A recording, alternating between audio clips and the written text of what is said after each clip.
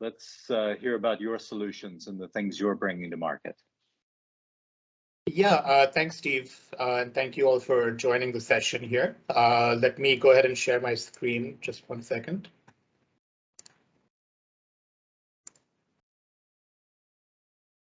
So what I'm going to be talking about is related more to visibility of sales performance, and also the role of data and human priorities and human preferences in determining what is the right or what are the right metrics to actually measure, and how are those metrics measured, and then ultimately how to drive insights from the measurements to really implement initiatives that can help improve sales performance.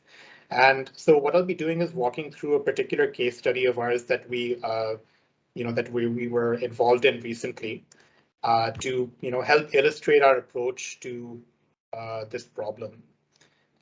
So our client is a large B2B technology services firm. They were, to give you some context about the client, they were on a very high growth path, and they were operating in a very quickly growing market as well.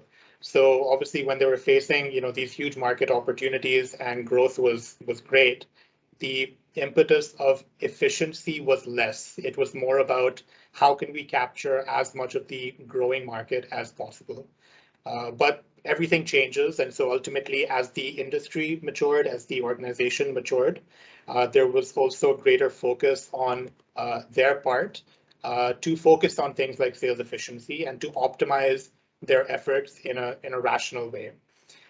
So to cut it short, their problem statement was really, how do we use data to help us perform better in terms of sales and to focus our efforts in a more rational way? So they were facing four key issues as we've outlined here. One is that even things like having a consolidated view of the overall sales pipeline, it was all often fragmented. Of course, they would have an overall view of the pipeline, but it was not always comprehensive in terms of different cuts of product pipeline versus segment pipeline, customer pipelines, etc. So it was a fairly simplistic kind of view of the pipeline at the time. Secondly, there was not a comprehensive sales team performance monitoring system. So this was an element that was obviously of importance for the senior management to see how, within various sales teams, who are the individuals that have really outperformed the mean of their particular team in their particular segment, and so on. That visibility was obviously very qualitative. So of course there would be a number at the end of the year in terms of how many bookings could each individual secure. But as we'll see, there's more, there are more metrics that can be utilized in order to evaluate the sales team performance as well.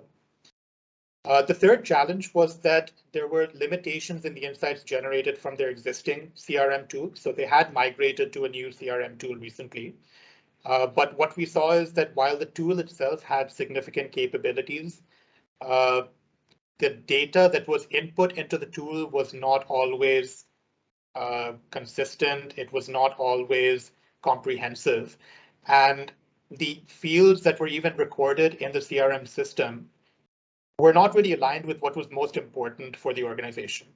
So, for example, while there were some fields related to why opportunities were being lost, the main reasons behind loss of opportunities, like price related, and if so, what were the uncompetitive cost drivers related to an opportunity or to a submission, they were not really being accurately recorded in the system, and therefore they were not being reported to the management, and patterns could not be identified.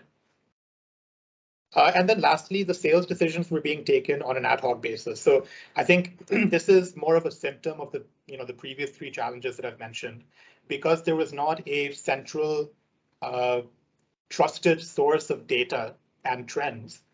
Information would be delivered in an ad hoc way, in person, sometimes through meetings. There would be some examples, or there would be some anecdotes given, which would then heavily influence management decision making. And to the point of my question earlier, there was also an inherent management bias or management, I think, management perception that was heavily favoring certain elements over others in decision making as a whole. So this was the environment that we were stepping into. And if we talk about how we went about approaching the problem, because ultimately our deliverable, if we look at the dashboard itself, it was not necessarily technically innovative or cutting edge, really.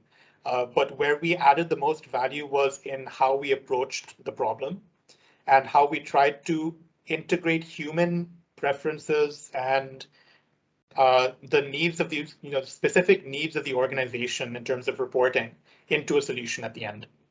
So we started with understanding what was actually important for the client. Now, as I mentioned, for example, CRM was recording a lot of different fields, but one example of what the management really found important was that out of the submissions that I've made, what are the concrete factors that I can use to determine what's my likelihood of conversion?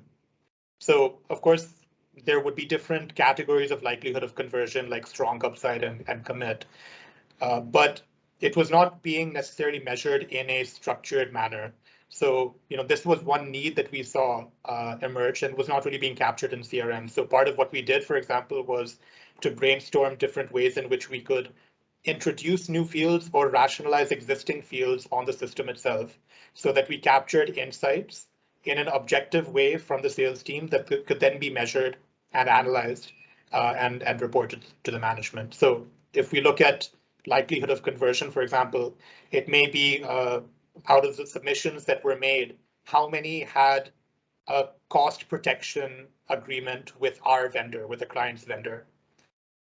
Or it could be in how many of those submissions had our client actually participated or helped collaborate with with their end user in identifying requirements or even an RFP.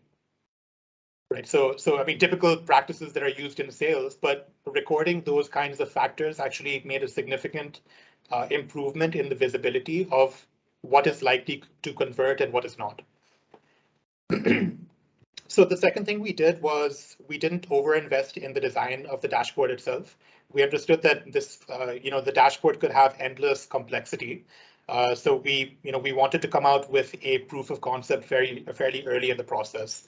So I think we took not more than 1 or 2 weeks to really come out with the first iteration of a dashboard with the data available that we could present to management and say that this is, what we think is a minimal, viable product covering, your essential needs. How can we now fine tune this and introduce, refinements as we go forward? The third thing then was to look at the data. So now we had the human preference, the real, specific needs of the organization in mind. We then wanted to use historic data to see if there were trends that could be analyzed.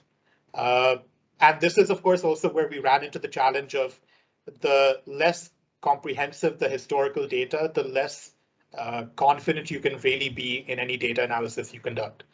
And this was actually a key learning for me, is that there is a limitation in data analysis, definitely, specifically for companies that are introducing that, to their systems and may not have a, huge volumes of data to go by. But still, we identified, some ways in which we could use basic statistics in terms of, for example, comparison with the mean performance in terms of metrics like bookings, win ratios, capture ratios, and segmenting that performance across business units, across customer segments, and even within a customer segment, trying to identify what the bell curve performance was between individuals and their deviation away from the mean amongst their peers.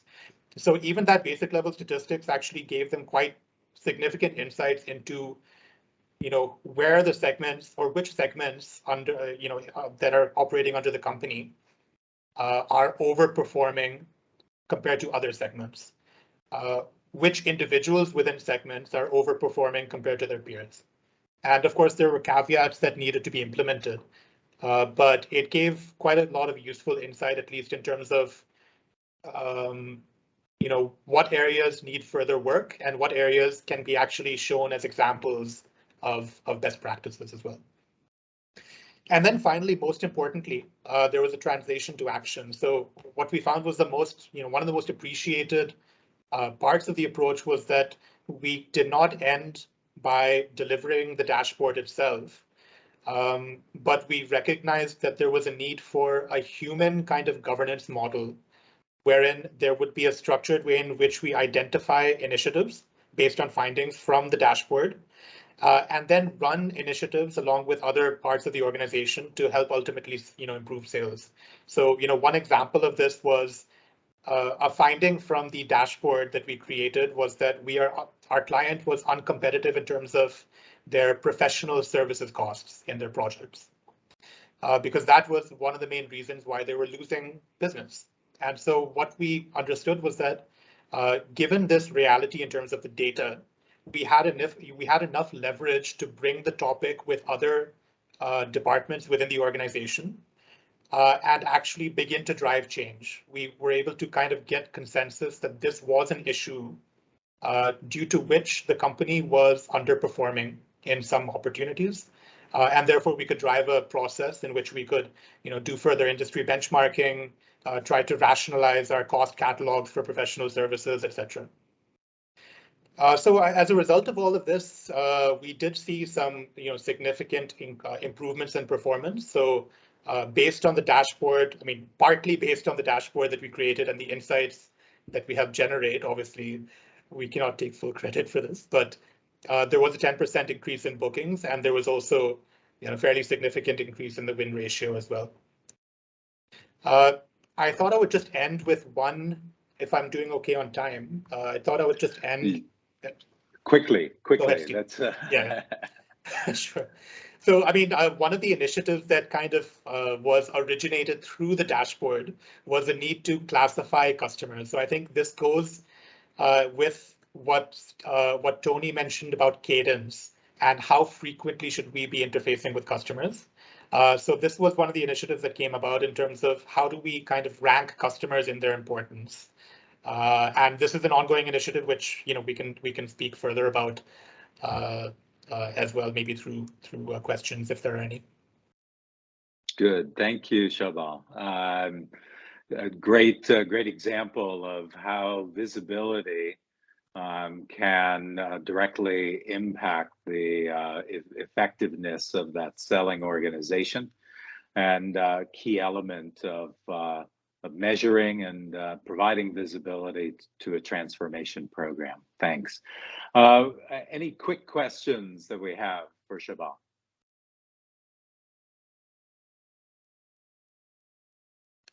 Okay. Tony's got one. Go ahead.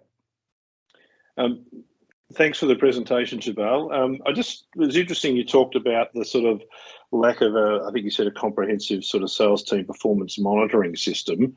But I'm sort of interested in terms of some of the key metrics you identified, with the client that, would be important to monitor that would have an impact on their performance. Right. That's a great question. And what we found was that, at the beginning, all that was really being monitored at the individual level was the value of bookings that was achieved at the end of the year.